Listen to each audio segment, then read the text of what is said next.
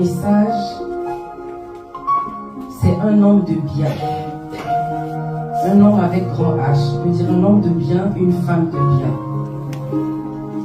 Donc je vais vous emmener dans Matthieu.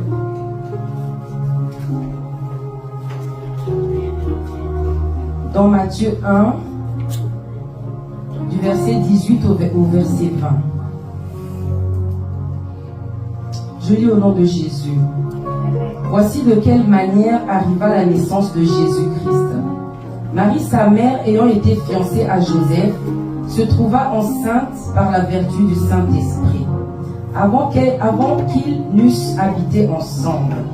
Joseph, son époux, qui était un homme de bien, et qui ne voulait pas la diffamer, se proposa de rompre secrètement avec elle.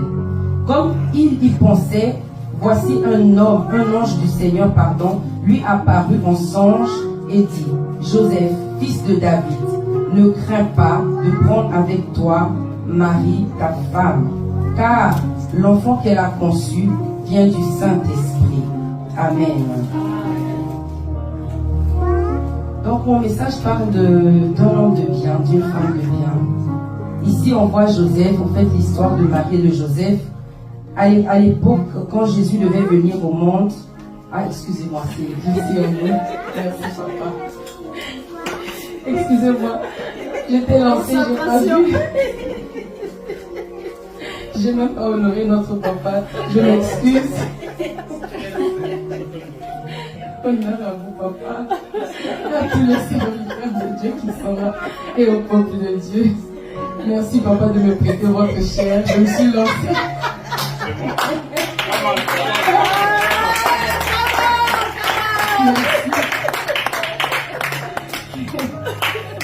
Merci à tous. Voilà. Donc, comme on le sait tous, l'histoire de Marie et de Joseph et de comment Jésus est venu dans le monde. Donc, Marie était fiancée à Joseph, mais ils n'habitaient pas encore ensemble. Et donc, Marie était vierge. Ils n'avaient pas encore une relation maritale, une relation intime. Mais un jour, Joseph se rend compte que Marie est enceinte. Alors, il ne comprend pas. Parce que l'ange était apparu qu'à Marie pour lui dire que Jésus allait naître au travers d'elle. Donc Joseph ne comprend pas, il se dit qu'elle a peut-être fait une infidélité, qu'elle est tombée enceinte. Mais Joseph, malgré cet acte-là qu'il avait sûrement déçu, il n'a pas diffamé, il n'a pas voulu diffamer Marie. Il a choisi de la quitter en douceur, dans le secret, en gardant en préservant sa réputation. Mais tellement qu'il était bon, tellement que son cœur était bon et qu'il ne voulait pas faire du mal à Marie, un ange lui est apparu et lui a dit que ce qui était arrivé, c'était pas une infidélité, c'est Dieu qui avait choisi Marie pour que Jésus vienne par là. Et Joseph a compris. Donc moi, ce que je veux dire par ce message, je veux parler de la bonté de notre cœur. Comme a cité la prophétesse Sylvie tantôt, les fruits de l'esprit, la bonté du cœur fait partie des manifestations des fruits de l'esprit. Joseph était sûrement un jeune qui avait sa jeune fiancée et qui découvre qu'elle est enceinte.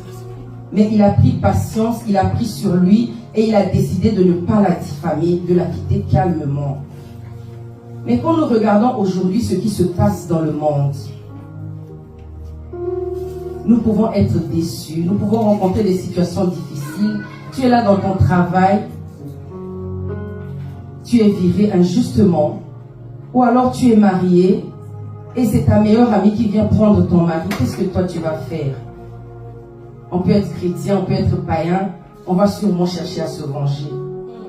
Nous voyons souvent sur les réseaux sociaux des photos, des images des gens qui sont publiés pour sûrement parfois par vengeance. Parce que tu as fait quelque chose ou tu as pris le mari de quelqu'un, tu vas retrouver tes vidéos sur les réseaux sociaux et ton image sera détruite, ta réputation sera détruite. Mais ce n'est pas toujours fait par des païens, parfois c'est par des chrétiens. Mais ici, quand nous voyons Joseph, la situation qu'il a vécue, je me demande, est-ce que si un homme, une femme le vit aujourd'hui, tu vois ta femme t'emmener une grossesse, comment tu vas te comporter? Sa bonté de cœur lui a permis d'entendre la voix de Dieu. Parce que s'il avait décidé de chasser, de détruire la réputation de Marie, par exemple, de la diffamer en public, de la chasser, il n'aurait pas entendu la voix du Seigneur et il n'aurait sûrement pas hébergé Jésus, l'enfant de Dieu, chez lui. Il a eu cette opportunité-là, ce privilège d'avoir Jésus dans sa maison, un enfant de Dieu, de l'élever parce qu'il n'a pas été méchant, parce qu'il a pris sur lui, il s'est dit ok, je vais la quitter mais je vais la préserver, je vais la quitter en silence. Dieu a vu sa bonté du cœur, il lui a parlé et il a eu ce privilège d'avoir Jésus chez lui, de l'élever, de vivre pendant des années avec Dieu chez lui. Mais nous souvent nous faisons le contraire et nous empêchons à Dieu de se révéler à nous. Il y a des choses qui peuvent arriver dans nos vies pour forger notre caractère. Mais le fait que nous allons mal nous comporter, nous allons entrer dans la haine, nous allons entrer dans des comportements qui ne glorifient pas Dieu, nous n'entendrons pas la voix de Dieu. On peut être blessé, on peut être déçu. Moi je dis toujours qu'on a le droit de pleurer, mais pleurer dans la présence de Dieu. La Bible dit, ne vous vengez pas vous-même, mais laissez la colère agir, car à moi la vengeance, à moi la rétribution. Quel que soit ce qu'on a vécu, ça peut faire mal. Mais revenons au pied de Christ, pleurons au pied de Christ. Laissons à Dieu nous venger. Amen. On va voir cela aussi avec David. Dans l'histoire de David, dans 2 Samuel.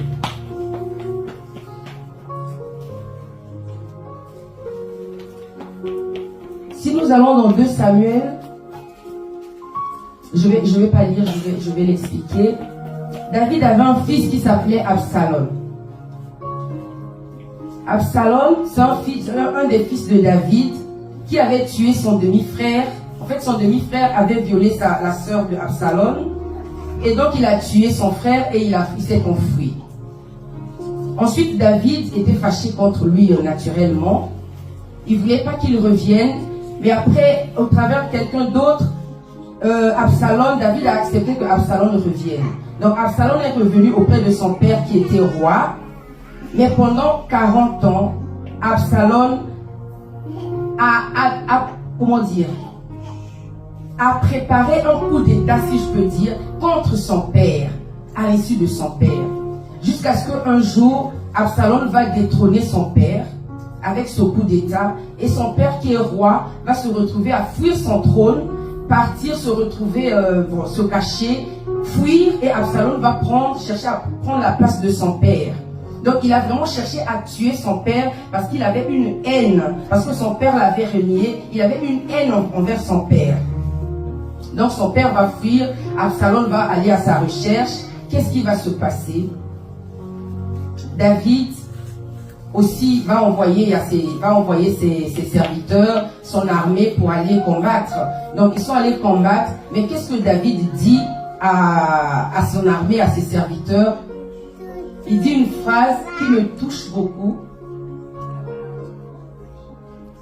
Dans 2 Samuel, David dit à ses serviteurs, pour l'amour de moi, doucement avec le jeune Absalom. Donc David, que son fils poursuivait pour tuer, il dit à ses serviteurs de ne pas faire du mal à son fils. Alors que si son fils était tombé sur lui avant, il n'aurait pas eu pitié. C'est ce qu'il recherchait, il l'aurait tué. Mais lui, par sa bonté de cœur, il demande à ses serviteurs de ne pas faire du mal à Absalom. Au point où quand il apprend que son fils a été tué, qu'est-ce qu'il fait David? Il pleure. Il pleure. Il dit, Absalom, mon fils, que ne suis mort à ta place. Il aurait préféré mourir à la place de son fils qui voulait lui faire du mal. C'est vraiment pour parler de la bonté de ce cœur. J'aimerais aussi parler de Jésus. Jésus sur la croix, notre Dieu que nous connaissons, qui a quitté son trône de gloire, qui s'est dépouillé de toute sa gloire, qui est descendu sur la terre pour nous. Il a été crucifié tout nu sur la croix. Mais qu'est-ce qu'il dit quand il regarde ceux qui l'ont déshabillé en train de tirer ses vêtements au sort, qu'est-ce qu'il dit? C'est Père, pardonne-leur, car ils ne savent pas ce qu'ils font.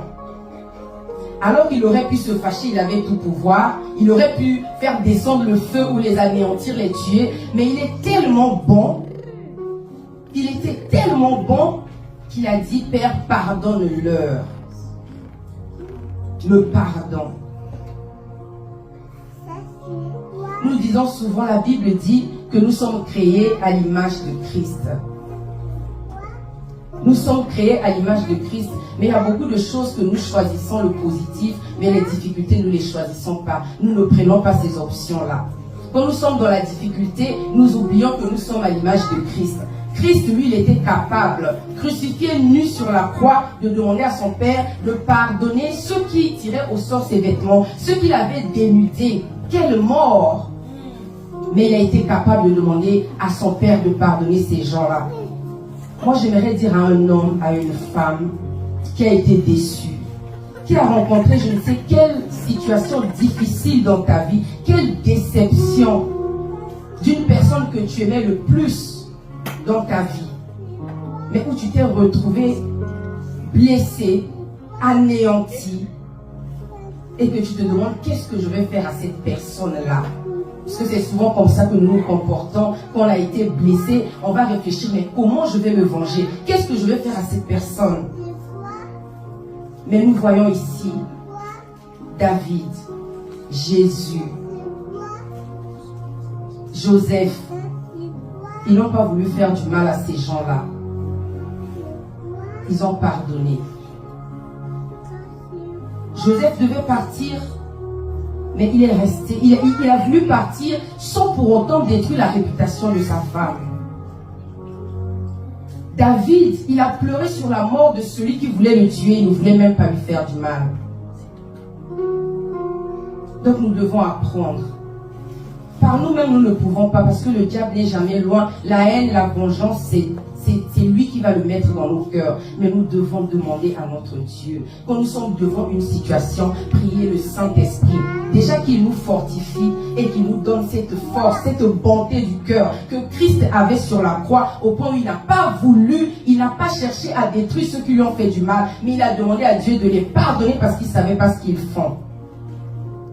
Alors quand nous rencontrons des difficultés, quand quelqu'un nous fait du mal, on a le droit de pleurer et d'être blessé et d'être effondré.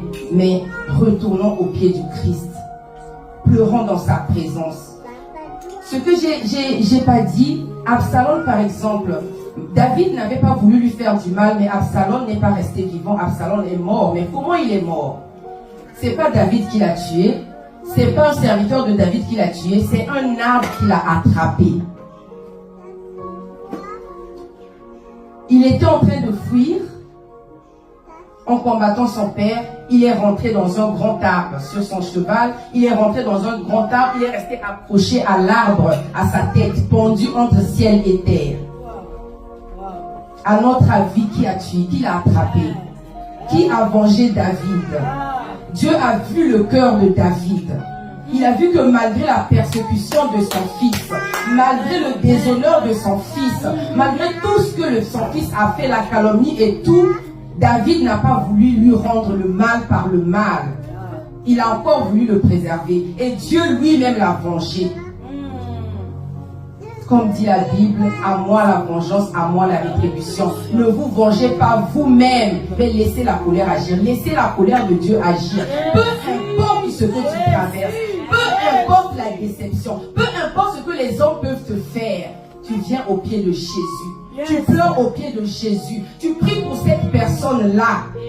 La Bible dit que quand on prie pour nos ennemis, c'est des charbons ardents que nous jetons sur leur tête. Quand nous les bénissons. Alors prions pour nos ennemis, prions pour ceux qui nous font du mal. Ne nous vengeons pas. Dieu lui-même, dans sa bonté, dans sa justice, il va nous venger.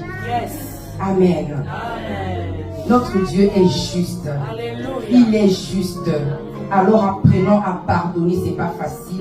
Apprenons à pardonner, que notre cœur soit bon. Soyons à l'image de Christ, pas seulement dans la prière, pas seulement dans les jeûnes, mais soyons à l'image de Christ en prenant son cœur. Quand nous prions, demandons à Dieu de nous donner le cœur de Christ. Que le Saint-Esprit de Dieu nous donne le cœur de Christ, que nous soyons capables de pardonner. Amen. Amen. Gloire à Jésus. Merci Seigneur pour ta parole. Nous allons prier. Nous allons demander, comme dit la Bible, que c'est ceux qui ont le cœur pur qui verront Dieu. Nous allons demander que notre Dieu nous purifie notre cœur, qu'il enlève tout esprit de vengeance en nous, tout esprit de colère en nous, mais que notre cœur soit pur à l'image de Christ, que notre cœur soit bon. Alors élevons nos voix et prions au nom de Jésus. Seigneur, nous te prions. Nous te prions, Éternel, pour nos cœurs. Nous voulons te voir, Éternel. Nous voulons être à l'image de Christ. Nous voulons que nos cœurs, le cœur de Christ, batte en nous. Et Seigneur, enlève en nous tout esprit de haine, tout esprit de rancune, tout esprit de vengeance. Que nos cœurs soient purs. Que nos cœurs soient purs, Seigneur. Apprends-nous à pardonner. Apprends-nous à aimer. Un cœur qui aime, pardonne. Aide-nous, Seigneur. Fais-nous cette grâce-là. Au nom puissant de Jésus.